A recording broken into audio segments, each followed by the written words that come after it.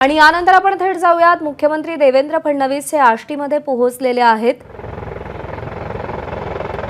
मुख्यमंत्री देवेंद्र फडणवीस हेलिकॉप्टरने आष्टीमध्ये पोहोचलेत। कुंटेफळ साठवण तलावाच्या भूमिपूजनाचा सोहळा आहे आणि ते भूमिपूजन देवेंद्र फडणवीसांच्या हस्ते होणार आहे। कुंटेफळ साठवण तलाव हा आष्टी जिल्ह्यासाठी वरदान आहे। दुष्काळी भाग म्हणून आष्टी जिल्हा ओळखला जातो आणि त्यामुळे या जिल्ह्याला कुंटेफळ साठवण तलावामुळे नवसंजीवनी मिळणार आहे आणि त्याच तलावाच्या भूमिपूजनासाठी आज देवेंद्र फडणवीस आष्टीमध्ये आलेत। पण अर्थात या सगळ्याला एक खूप मोठी किनार आहे, कारण का गेल्या 1.5-2 महिन्यांपासून संतोष देशमुख हत्या प्रकरणामुळे बीड जिल्हा, आष्टी तालुका या सगळ्याचंच राजकारण प्रचंड ढवळून निघालेलं आहे।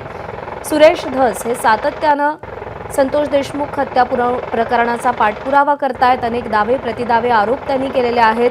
आकांचा आका म्हणत धनंजय मुंडेंवर त्यांनी टीका केलेली आहे।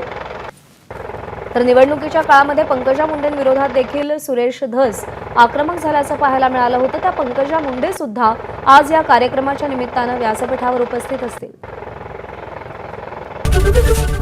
एबीपी माझा, उघडा डोळे बघा।